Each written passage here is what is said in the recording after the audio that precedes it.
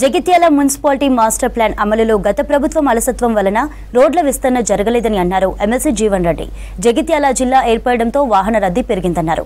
గత ప్రభుత్వం యావడ్ రోడ్డు విస్తరణకు కావాల్సిన నిధులు మంజూరు చేయలేదన్నారు జీవన్ రెడ్డి.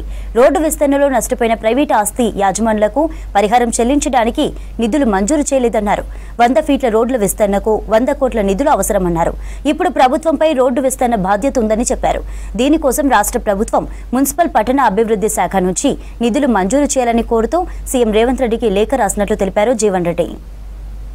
ఈ ప్రైవేట్ ప్రాపర్టీస్ కు చెల్లించాల్సిన పరిహారం చెల్లింపు చేయడానికి కావాల్సిన నిధులు సమకూర్చలేకపోవడంతో ఈ ప్రైవేట్ ప్రాపర్టీస్ ఎక్కడున్నాయో అక్కడ 100 ఫీట్లు మనం అమలు చేసుకోలేకపోయినాం. Only at government offices, revenue office దగ్గర కానీ, అక్కడ ఫారెస్ట్ ఆఫీస్ కానీ, ఇటువంటి అవకాశాలు ఉన్న కాడ ఏదైతుందో మనం 100 ఫీట్లకు విస్తరింపజేసినప్పుడు 100 ఫీట్ల డస్ మీన్ ఎంత చేయాలో అంత చేయడానికి ప్రయత్నం చేసిండ్రు.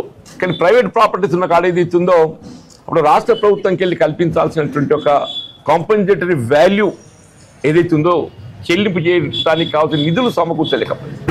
నేను ఇక్కడ స్థానిక పౌరుడిగా నా బాధ్యతగా, శాసన మండలి సభ్యుడిగా కూడా ఈ అంశాన్ని నేను గౌరవ ముఖ్యమంత్రి రేవంత్ రెడ్డి గారి దృష్టికి తీసుకెళ్ళడం.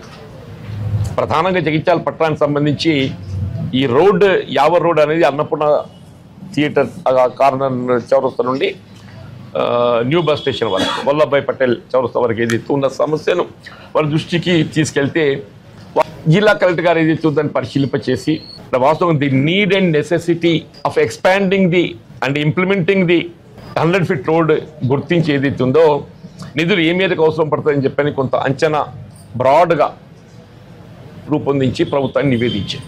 ఇక్కడ ఉండే ఆవశ్యక దృష్టి ఏదైతుందో ఈ 100 ఫీట్ల రోడ్డు విస్తరణ అనేది తప్పనిసరి కావాల్సిన నిధులు ఏదైతుందో మరి సమకూర్చాలని చెప్పని